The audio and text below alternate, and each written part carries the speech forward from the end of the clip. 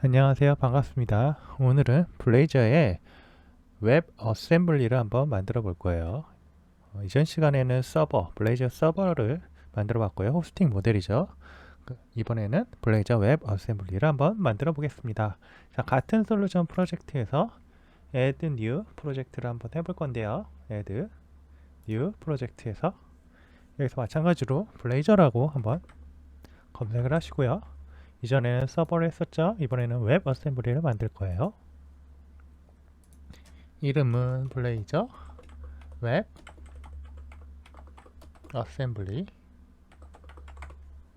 튜토리얼이라고 그냥 간단하게 한번 지어볼게요. 그리고 넥스트 하고 여기에서 ASP.NET Core Studio 하지 않고요. 프로그레시브 웹 어플리케이션까지만 설정을 할게요. 그리고 크리에이트를 합니다. 만드시면 아주 간단하게 이렇게 또 프로젝트가 생성이 돼요. 얘를 시작 프로젝트로 놓을게요.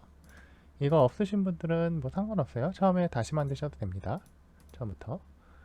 그리고 여기에서도 구성을 한번 보시면 디펜던시의 패키지에 보시면 웹 어셈블리라는 컴포넌트가 자동으로 들어가 있어요. 두 가지가 데브 서버도 들어가 있고요.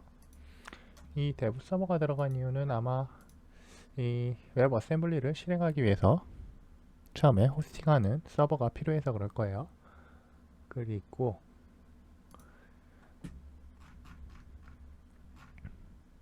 이 내역들을 실행하기 전에 이것도 구조를 한번 간단하게 볼게요. 런치 세팅 JS는 똑같고요.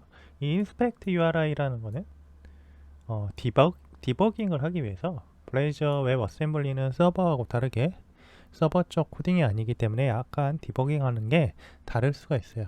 그리고 디버깅 하기 위해서는 그 크롬 브라우저가 꼭 필요합니다. 이 파이어폭스로 제가 해봤는데 파이어폭스 쪽에서는 이 디버깅이 안 되더라고요. 그래서 크롬 브라우저가 꼭 필요하다는 거 알아두시고요. 뭐 웹소켓 프로토콜을 통해서 내역을 주고받으면서 아마 그 디버깅을 하는 걸로 알고 있어요. 원래 이 브라우저 단에서 자바스크립트에 브레이킹 포인트를 걸어가지고 할 수 있거든요. 네, 그거와 비슷하게 이 C# 비주얼 스튜디오에서 C# 코드에 브레이킹 포인트를 걸고 이 인스펙트 URI에 있는 WS 프로토콜을 통해서 내역을 디버깅할 수 있도록 전달을 받는 것 같습니다. 네, 자세한 내역은 저도 잘 모르겠어요. 그리고 페이지스, 뭐 룻은 똑같겠죠. 어차피 에셋들이 있을 거고요. 페이지도 마찬가지로 카운터, 패치 데이터, 인덱스 레이저 이렇게 세 가지가 있어요. 블레이즈 서버 튜토리얼하고 뭐가 다른지 간단하게 한번 보면 서버 페이지들은 뭐 CS, HTML들이 있잖아요. 이렇게 HTML들이 있죠. 얘는 그런 것들 없고 그냥 레이저만 있습니다. 레이저만 존재해요. 레이저 파일들. 그리고 그 레이저 파일 안에 보시면 몇 가지 코드들, 이 코드들은 비슷할 거예요. 네. 그리고 패치 데이터, 마지막으로 인덱스 레이저, 안에 내역들이 뭐가 있는지, 그 다음에 쉐어드도 마찬가지로 메인 레이아웃이 있고요. 그대로. 그 다음에 내부 메뉴가 있고, 서베이 프로펀트 그것도 있고요. 이 스타일 시트들도 저장이 되어 있습니다. 물론 구문은 조금 다를 거예요. 블레이저 서버 쪽이랑. 그 다음에 임포트 들어가 보시면 유징문들이 있고요. 또 app 레이저도 마찬가지로 파운드, not 파운드. 조금씩 다른 부분들이 있을 수 있는데 거의 같다라고 생각하시면 됩니다. 프로그램.cs는 비교해 보시면 다를 거예요. 제가 위치를 해서 이게 블레이저 웹 어셈블리 쪽에 프로그램.cs고요. 이게 서버 쪽에 프로그램.cs예요. 보시면 알겠지만 블레이저 웹 어셈블리 쪽은 일단 이 유징 자체도 다르고요. 그쵸? 유징도 다르죠. 컴포넌트 웹 어셈블리 호스팅. 그래서 여기는 컴포넌트만 해놨는데 이 두 가지 이 웹 어셈블리 호스팅 이거는 없어요. 이쪽에. 그 다음에 빌더 보시면 웹 어셈블리 호스트 빌더라는 걸 통해서 create 디폴트 하고 있고, 얘는 그냥 일반적인 웹 어플리케이션 통해서 호스팅하고 있어요. 이거는 ASP.NET Core MVC도 마찬가지로 이렇게 하는 걸로 알고 있습니다. 그리고 루트 컴포넌트로 뭔가를 지정을 하고요. 샵 app라고 해서 앱을 지정을 했고, 그 다음에 헤더 아울렛도 헤드가 뭔지 지정을 하는 것 같아요. 이렇게 헤드를 해서. 그리고 서비스 애드 스코프 해서 HTTP 클라이언트를 지정을 해놨습니다. 마지막에 그냥 run async 하고 있어요. 여기엔 여러 가지가 많이 있는데 얘는 없죠. 사실상 이렇게 지정을 하고 얘를 한번 실행을 해볼게요. 제가 F5번 누르면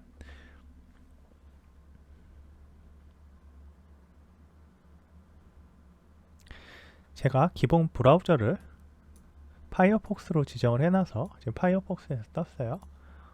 그 기본 브라우저 지정은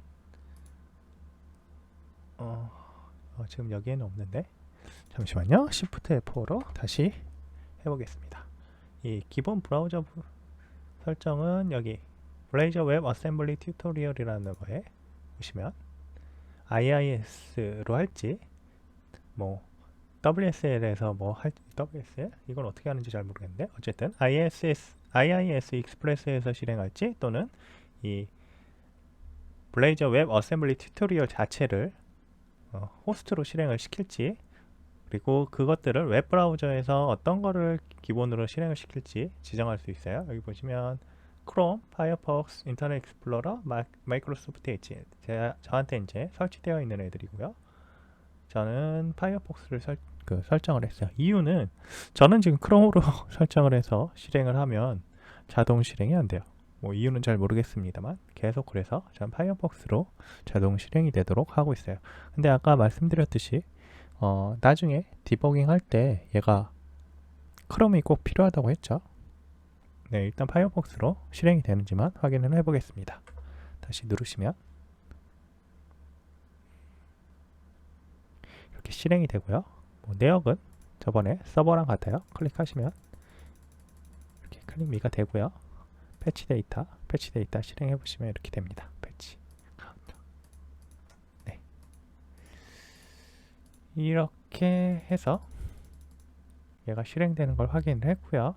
이제 디버깅을 한번 해보려고 하면 디버깅 페이지에서 저희가 카운터 관련해서 이쪽에다가 실행을 해놓고요. 다시 F5번으로 실행을 한 다음에 카운터로 가서 클릭미를 누르면 얘가 안 되죠. 지금은 이유가 얘가 파이어폭스이기 때문입니다. 그래서 아까 파이어폭스로 바꿨던 거를 다시 크롬으로 변환을 해준 다음에 실행을 해볼게요. 카운터로 간 다음에 클릭미를 누르시면 이렇게 브레이크 포인트가 잡히게 됩니다. 다시 누르시면 다시 잡히게 되고요. 이게 엣지도 가능한지는 정확하게 제가 모르겠어요. 어쨌든 크롬 브라우저 상에서 웹소켓을 통해서 이렇게 디버깅이 가능하다는 걸 보여드렸고요. 그 다음에 이제 웹 어셈블리를 퍼블리시를 하고 나서 다른 HTTP 서버, 렌더링 서버를 통해서 이게 렌더링이 가능한지 한번, 호스팅이 가능한지 보여드릴게요. 렌더링이 아니고 호스팅입니다. 멈추고 나서 얘를 그대로 퍼블리시 보이시죠? 퍼블리시 눌러서 할 건데, 폴더 넥스트 이거 그대로 피니시 한다고 하고요. 릴리즈로 하고 퍼블리시를 그대로 누르세요. 그러면 아까 지정한 요 녀석 위치로 자동으로 퍼블리시가 될 겁니다.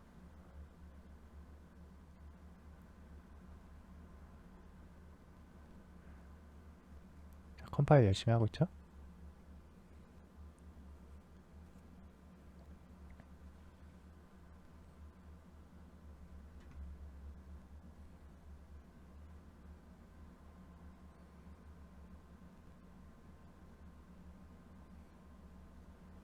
그리고 컨트롤 키로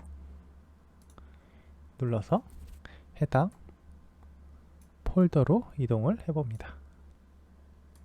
이동을 해보시면 이렇게 웹config www root이 있는데 여기로 들어가셔서 이 www root에서 cmd라고 치시면 해당 폴더로 자동으로 콘솔 이동을 하도록 됩니다. 그리고 콘솔 창이 열려요. 여기에서 저는 이전에 npm이라는 툴을 Node.js를 설치를 해놨었고요. npm을 이용해서 http 서버라는 걸 인스톨을 했어요.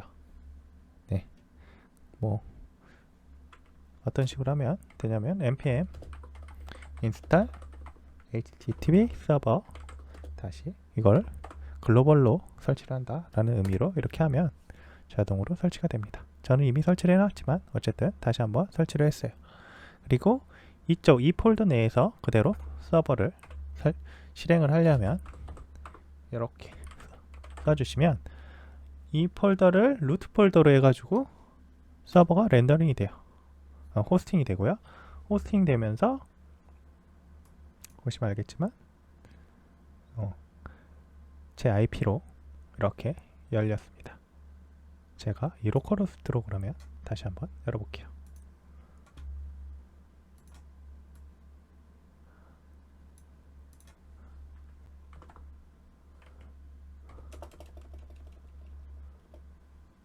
(8080)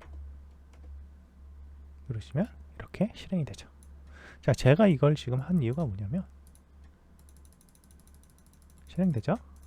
F12번 눌러보시면 제가 어플리케이션으로 이동을 할 수 있어요. 어플리케이션 이동하시면 매니페스트가 있고 서비스 워커라는 게 있어요. 지금 PWA라는 걸 우리가 아까 옵션에서 설정을 했었죠.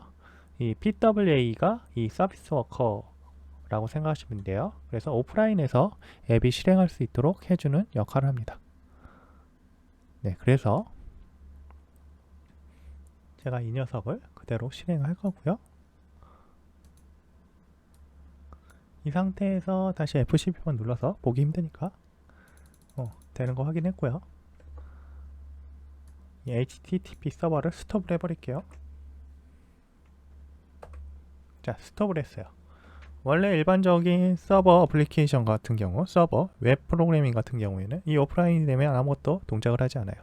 하지만 이 녀석은 동작을 합니다. 자, 홈으로 가면 연결이 되고요. 카운터 다시 실행이 되죠. 패치 데이터 가져요. 이 상황에서 다시 로컬호스트 8080으로 이동을 하면 다시 나오죠. 자, 오프라인 되어 있어요. 자, 이게 가능한 이유가 뭐라고요? 이 녀석 때문입니다. 서비스 워커요. 이 녀석이 오프라인에서 동작을 할 수 있도록 만들어줘요. 그래서 로컬호스트 8080이라는 클라이언트가 자동으로 설치가 됩니다. 네. 그리고 이것들에 대한 동작들도 다 가능하도록 해놨어요. 그래서 이런 것들이 실행이 되는 거고요. 만약에 여기에서 저희가 이걸 언인스톨을 해버리면 언레지스터라고 있죠. 언레지스터를 해버리면 그때부터는 그 로컬호스트 8080을 이용할 수가 없습니다. 지금은 쓸 수 있죠. 어떻게 해서든. 자, 갑니다. 다 오프라인 되어 있지만 서버는 내려와 있지만 동작이 돼요. 그러니까 오프라인에서 실행이 된다는 얘기죠. 이거 언레지스터 해볼게요. 언레지스터 해버렸어요. 물론 이건 될 겁니다. 지금 되는데 다시 실행하면 이제부터 동작하지 않을 거예요. 그리고 다시 카운터로 이동할 수도 없습니다. 네, 방법이 없어요. 자, 만약에 이걸 다시 실행하고 싶으면 아까 이 창으로 돌아와서 npx http 서버를 다시 실행을 시키고요. 그리고 이 녀석을 실행하면 다시 올라오죠. 자, 그러면 다시 서비스 워커가 실행이 됩니다. 이 상태에서 얘를 다시 종료하시고 실행하시면 계속 쓸 수가 있어요. 네, 블레이저 웹 어셈블리하고 PWA라는 기능에 대해서 설명을 드리려고 간단하게 보여드린 겁니다. 오늘은 여기까지 하겠습니다. 감사합니다.